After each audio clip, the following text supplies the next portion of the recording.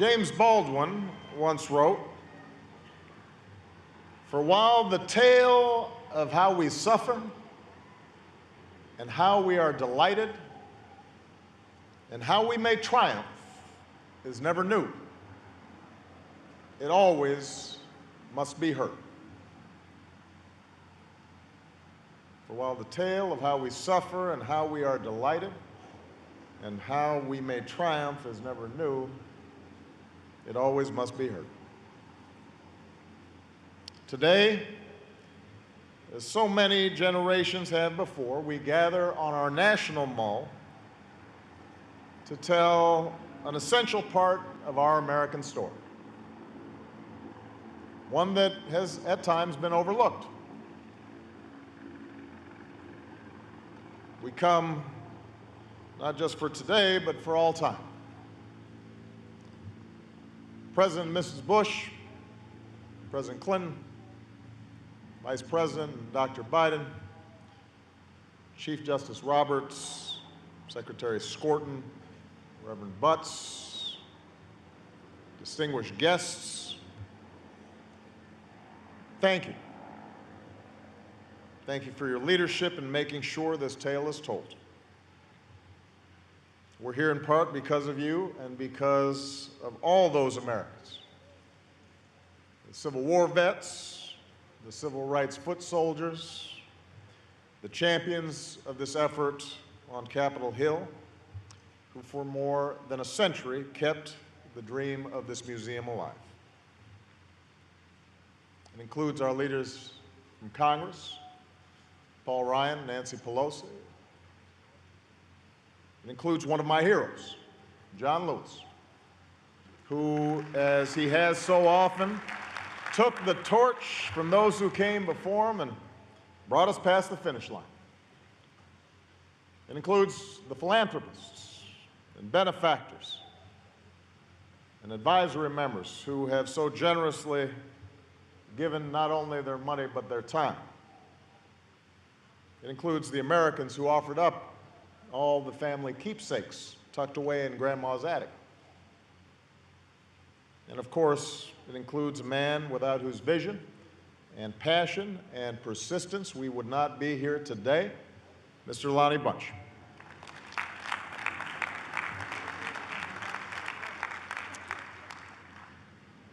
What we can see of this building, the towering glass, the artistry of the metalwork, is surely a sight to behold. But beyond the majesty of the building, what makes this occasion so special is the larger story it contains. Below us, this building reaches down 70 feet. Its roots spreading far wider and deeper than any tree on this mall. And on its lowest level, after you walk past remnants of a slave ship, after you reflect on the immortal declaration that all men are created equal, you can see a block of stone. On top of this stone sits a historical marker, weathered by the ages. And that marker reads, "General Andrew Jackson and Henry Clay spoke from this slave block during the year 1830. I want you to think about this. Consider what this artifact tells us about history, about how it's told, and about what can be cast aside.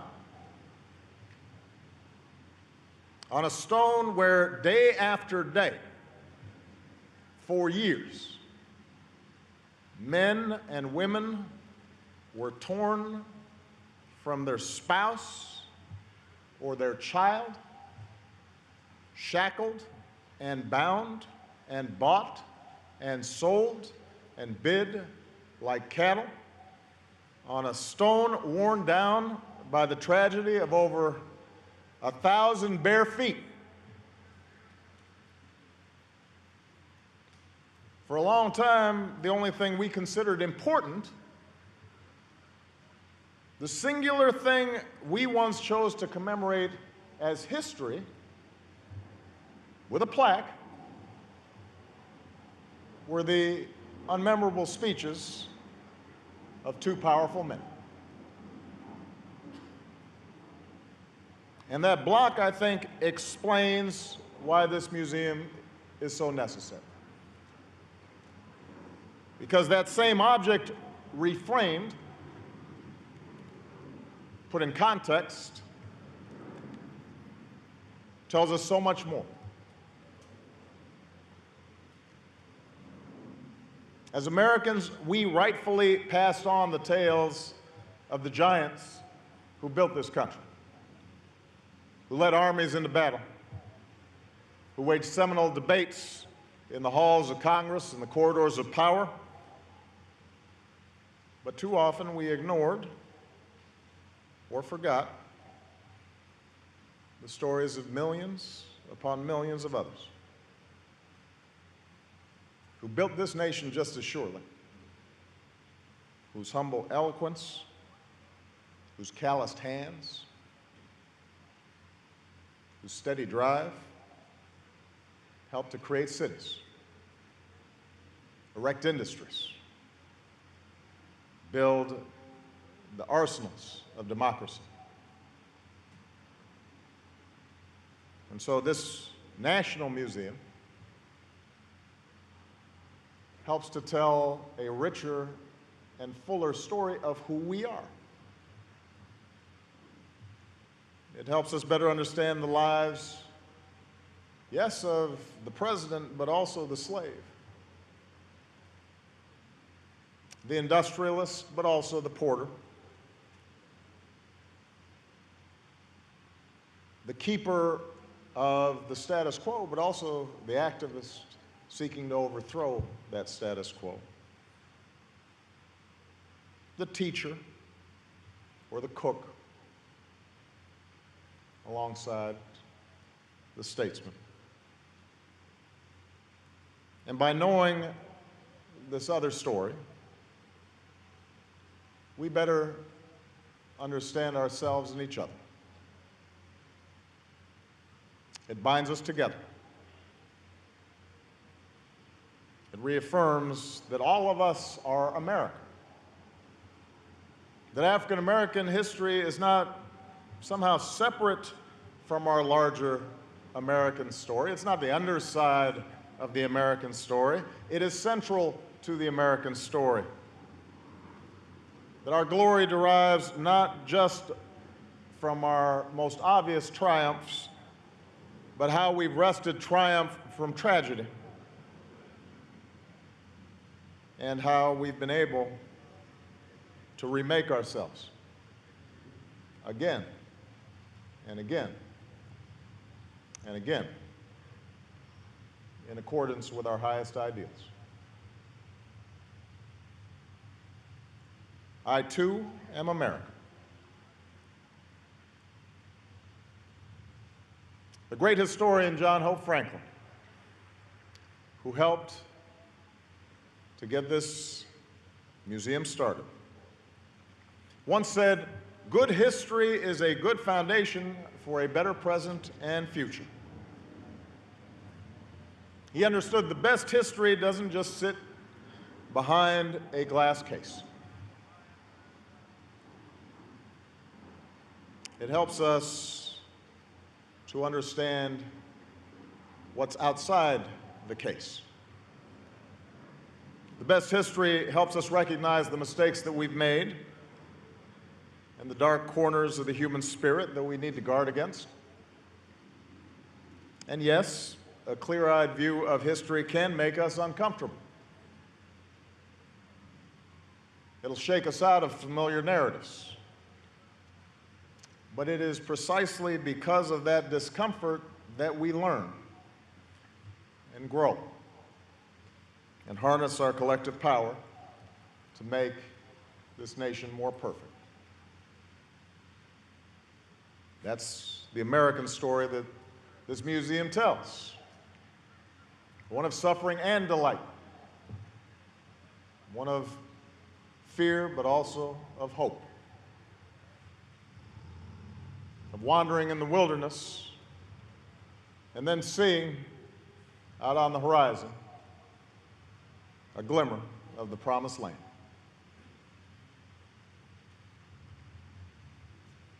It is in this embrace of truth, as best as we can know it, in the celebration of the entire American experience, where real patriotism lies.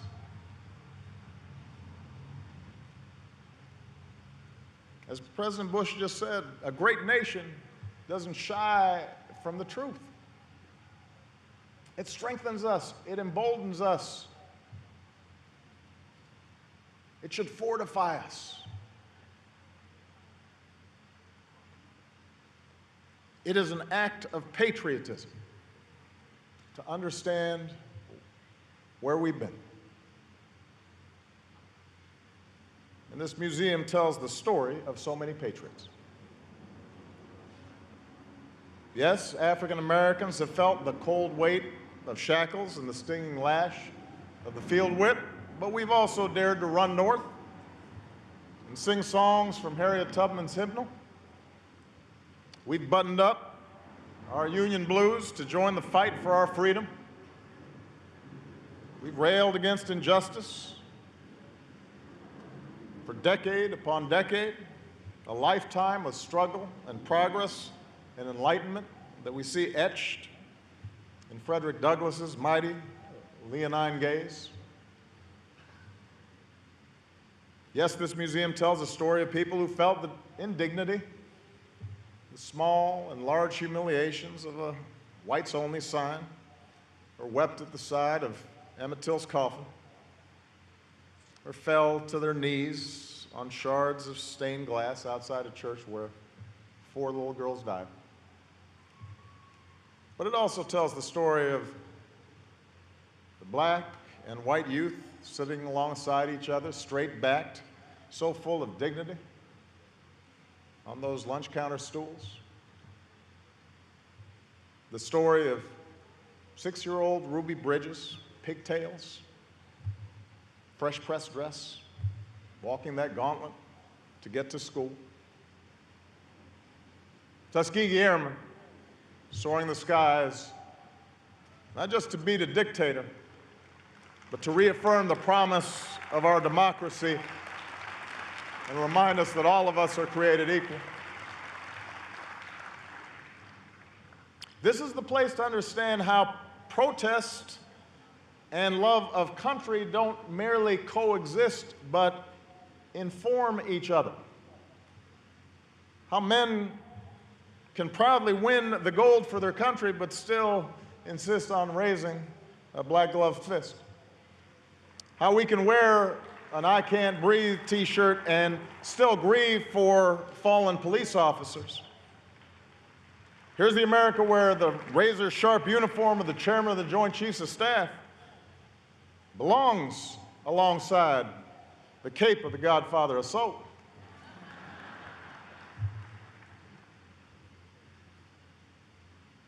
We have shown the world we can float like butterflies and sting like bees, that we can rocket into space like Mae Jemison and steal home like Jackie, rock like Jimmy, stir the pot like Richard Pryor.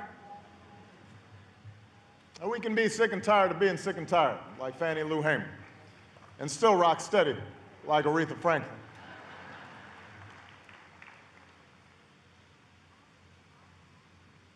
We are large, Walt Whitman told us, containing multitudes.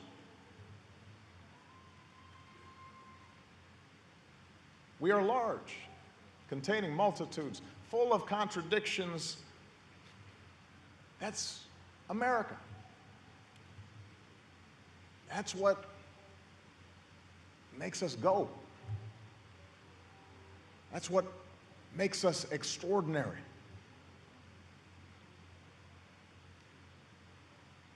And as is true for America, so is true for the African American experience. We're not a burden on America or a stain on America.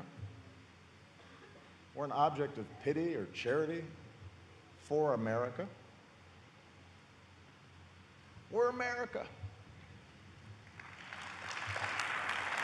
And that's what this museum explains. The fact that our stories have shaped every corner of our culture. The struggles for freedom that took place made our Constitution a real and living document, tested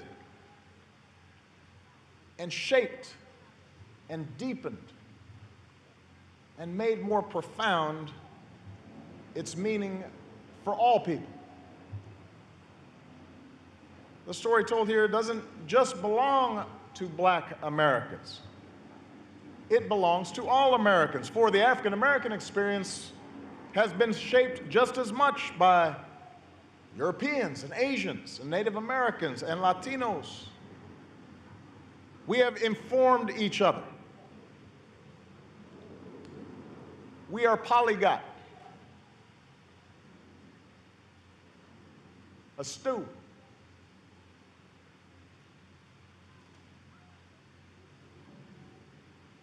Scripture promised that if we lift up the oppressed, then our light will rise in the darkness, and our night will become like the noonday.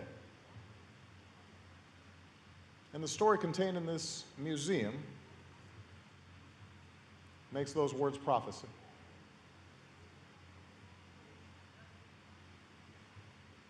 And that's what this day is about. That's what this museum's about.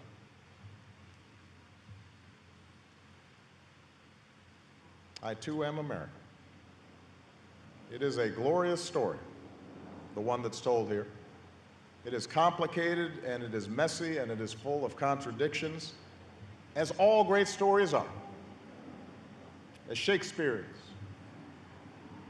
as Scripture is. And it's a story that perhaps needs to be told now more than ever. A museum alone will not alleviate poverty in every inner city or every rural hamlet. It won't eliminate gun violence from all our neighborhoods or immediately ensure that justice is always colorblind. It won't wipe away every instance of discrimination in a job interview or a sentencing hearing or folks trying to rent an apartment. Those things are up to us, the decisions and choices we make. It requires speaking out and organizing and voting until our values are fully reflected in our laws and our policies and our communities. But what this museum does show us is that even in the face of oppression, even in the face of unimaginable difficulty, America has moved forward. And so this museum provides context for the debates of our times. It illuminates them and gives us some sense of how they evolved and perhaps keeps them in proportion.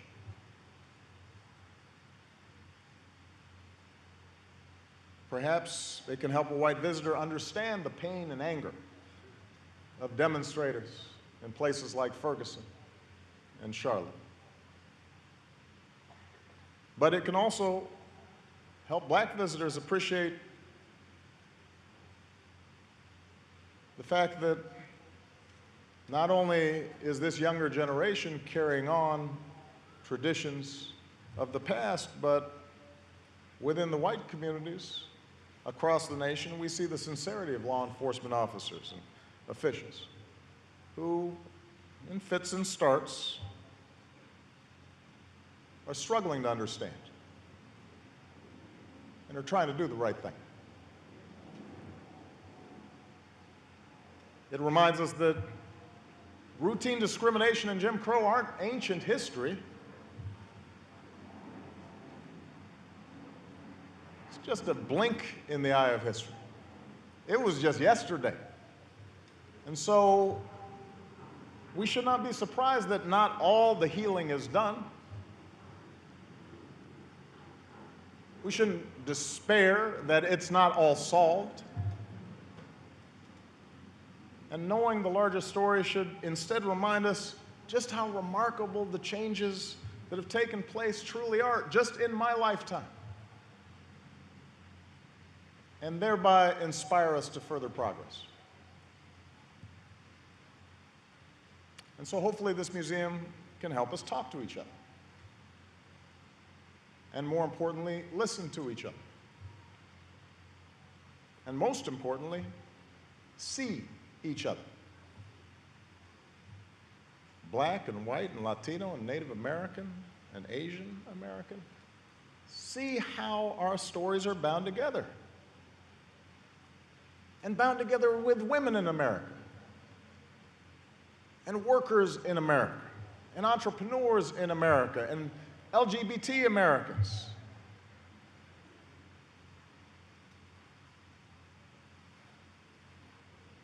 And for young people who didn't live through the struggles represented here, I hope you draw strength from the changes that have taken place. Come here and see the power of your own agency. See how young John Lewis was. These were children who transformed a nation in a blink of an eye. Young people, come here and see your ability to make your mark. The very fact of this day does not prove that America's perfect, but it does validate the ideas of our founding. That this country born of change, this country born of revolution, this country of we the people, this country can get better. And that's why we celebrate. Mindful that our work is not yet done, mindful that we are but on a way station on this common journey towards freedom, and how glorious it is that we enshrine it here on some of our nation's most hallowed ground.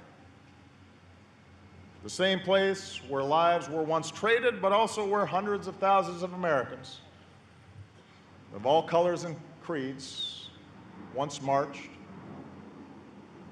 How joyful it is that this story takes its rightful place alongside Jefferson, who declared our independence, and Washington, who made it real, and alongside Lincoln, who saved our Union, and the GIs who defended it, alongside a new monument to a king gazing outward, summoning us towards that mountaintop. How righteous it is that we tell this story here. For almost 8 years, I have been blessed with the extraordinary honor of serving you in this office. And time and again,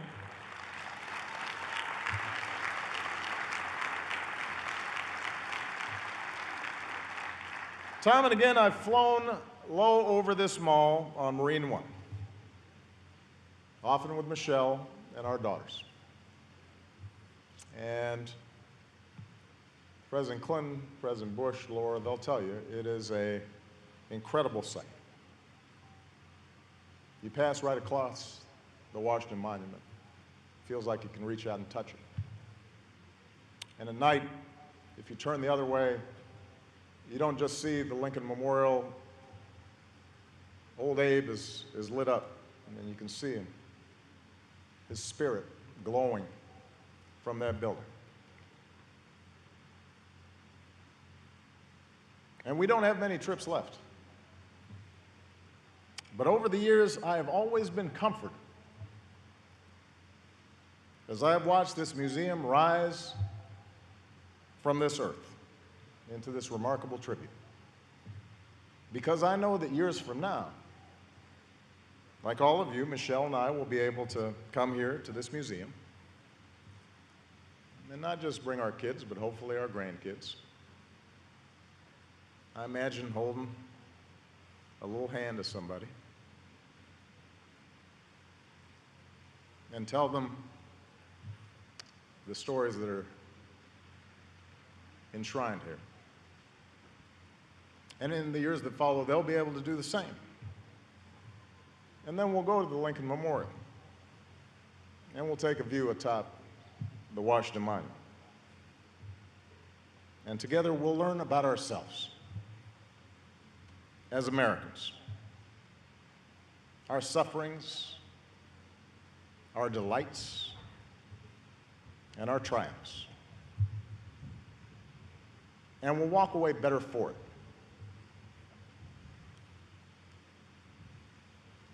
Better because we better grasp the truth. We'll walk away that much more in love with this country. The only place on earth where this story could have unfolded.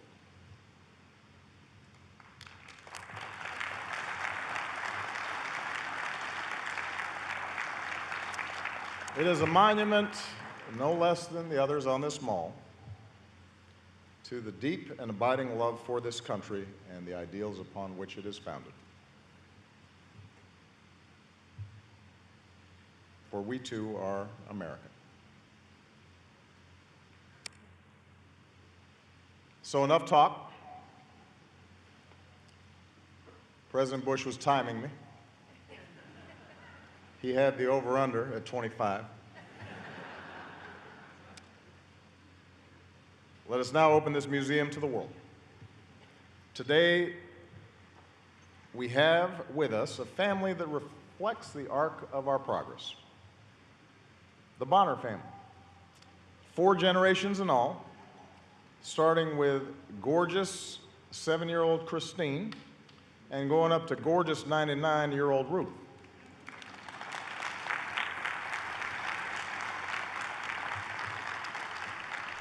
Now, Ruth's father, Elijah Odom, was born into servitude in Mississippi.